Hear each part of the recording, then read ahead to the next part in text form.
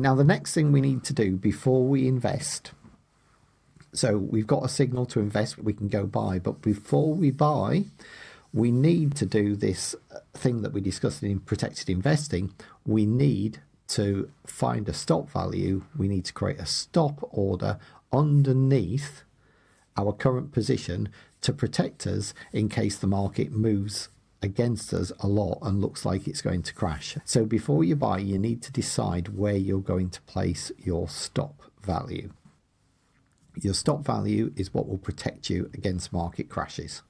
So what we're going to look at in this video is determining a stop value, determining where our stop needs to be to protect us as best we can when we go into a new long-term investment. So I'm just going to switch to a trading chart.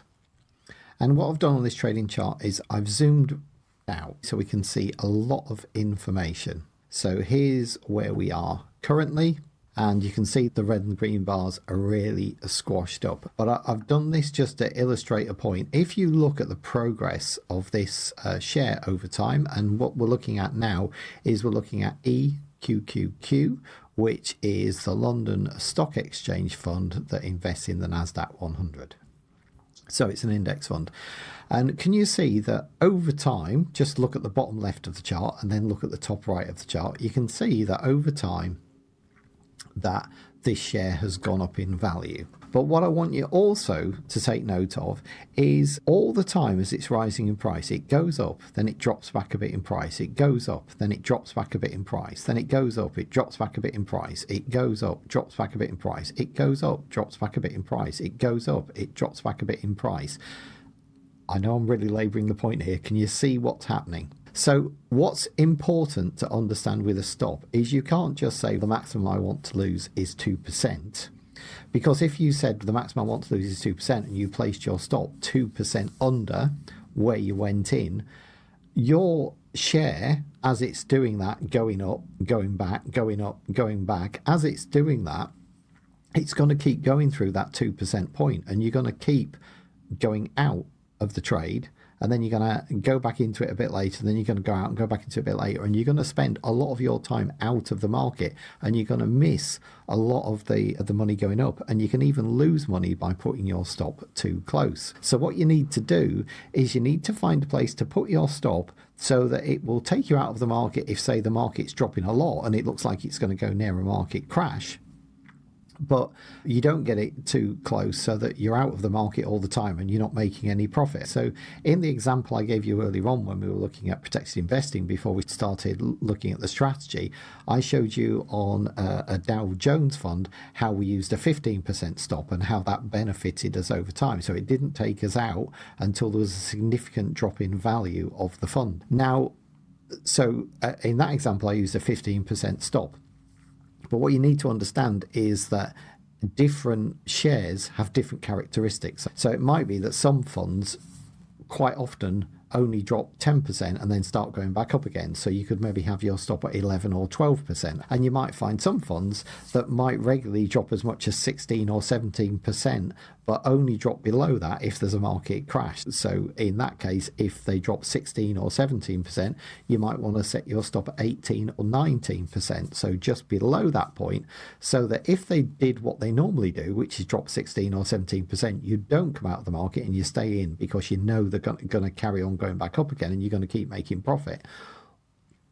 So they're either going to do that or they're going to drop past that significantly, and that's when you want to be out. So what we need to do is we need to find the characteristics of the fund we're looking at and go, if we're looking at EQQ, which we're now going to look at, what is the normal fluctuation in price of EQQ? So that's what we want to find out. So there's a couple of ways we can do this measuring, and I've got a video later on in the program where we're talking about tax-free investing in the practical examples, and I'm showing me doing this measuring process by drawing lines across the chart. So I can go and get a horizontal line here, and I can say if I look over here,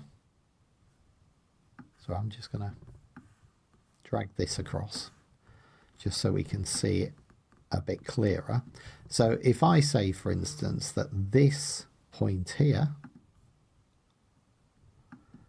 is Let's grab the line again. That's a high. And then I want to measure down to a low before it starts going back up again. I can put another line at that low. And once I've done that, I've got the two prices there, 4308 and 3854. I can take one from another and I can work out the percentage of that compared to that high. Now, I can do that calculation, but that's a bit of a long drawn out process, but that is one way of doing it. Now, the easy and quick way of doing it is there's a really good price measurement tool on TradingView. So if you go over to this icon here on the left, just follow my arrow to the left. And if I click out here, can you see I've got a price range measuring tool? So what I can do with this price range measuring tool is I can click at the top of that bar and I can then just drag down to the bottom bar and I can see that measurement there was 10.31%. So it dropped 10.31% and then it started going up again. And then you can see it reached another high and I grab my measuring tool again. And can you see once I've selected the measuring tool, it's now there as the primary tool. So I just click on that and then I look at that high again there and I measure down from that high to that low and it's dropped 11.76% there and then it's gone up again. Now, can you now see that the next high and the next low where it's pulled back to, can you see there that's a lot shorter distance than this one I've just measured there? So I can measure every one if I want. So I can measure that one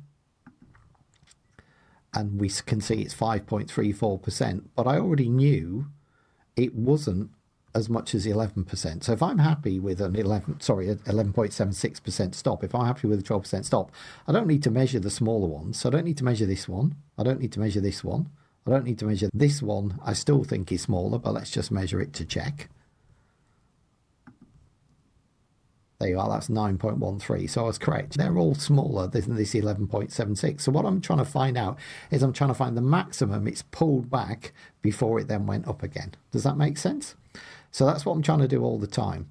I'm just going to measure the next big one up here, which is this one here, because it went all the way down to the bottom of this green bar here. There you are. You see that went down 17.52%. So far, I've had 10, I've had nearly 12, I've had 9, and I've had 17.52. Now, some of you might already go, 17.52 is too big a number for me.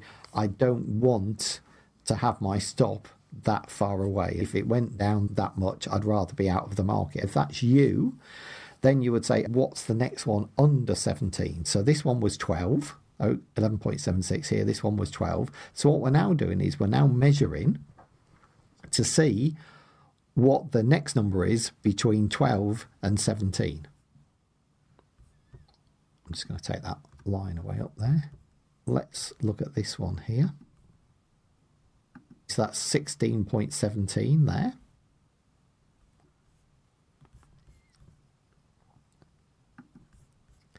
Let's measure this one here.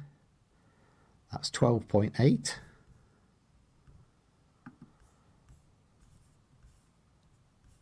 And then we've got the drop here from that high there to that low there. That's 20. So that's over our 17. So again, we're looking for something that's under 17 and over 12 at the minute is what we're looking for. See if there's anything between those distances. If I look at this one here, that's 24%. Now what that actually is there is that is March 2020. That's the COVID drop when the pandemic kicked in. So obviously we would want to be out in those circumstances. So we wouldn't want to use that. So again, that's over 17. So we're not going to use that as our stop value. I'll measure this drop here. That's 11.22. So less than 12. This one's going to be less than that. Can you see? So the next one we're going to measure is this one here. And here we didn't reach new high, so we're going to go right down to this bottom here. So that's 26.53% we dropped there down to the bottom here. So what we've got now, can you see what we've done now is we've measured the notable ups and downs from the very start of EQQ 2011. So we've measured 13 years worth of drops there. And it didn't take long to do, did it? And there were probably a few that I wouldn't have to measure because I'd go, well, I know that's more than what I want it to be. But I measured those just so you could see how easy that is. And if you notice that when I measure those, it keeps them on the chart so I can go back and look at them. So what we said is we don't like 17 and we don't like above 17. And the one below that, the highest one below that, is this one here, which was minus 12.80. So we now know that if we set our stop at, say, 14%, it would cope with most of the movements, except when it went to 17.52 or 24 or 20 or 26 over here, 26.53. So maybe our stop on EQQQ, if we didn't like anything over 17, would be 14%. So you can see what I'm doing there. I'm not being very grand about it. I'm not doing any finite calculations or theories or anything. I'm just purely looking at the general price movement of this stock and going, I want to protect myself from those bigger moves, but if it drops down to 14%, I'm happy to stay in.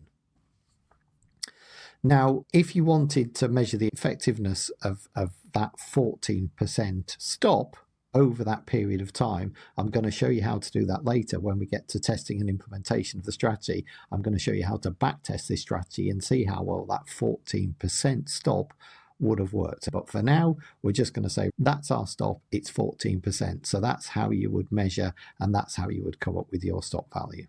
Now, you might say, actually, I'll make it 13.5% or I'll make it 13% because 12.8 was the highest, but I like to leave a little bit of room just in case 12.8 isn't perfect. So I would go for 14 to be cautious, but you could do 13.5 if that's what you wanted to do. But I hope that makes sense, the process that I've been through there. And I hope you can see that I've done that reasonably quickly. It might take you a bit longer. I've probably spent longer doing that because I was talking through it as I was doing it. The point here is this is a 5, 10, 15-minute job once on your investment before you go into it, and you never have to do it again.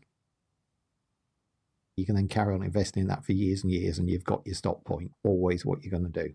So that's how we come up with our stop value. So I'll see you in the next video.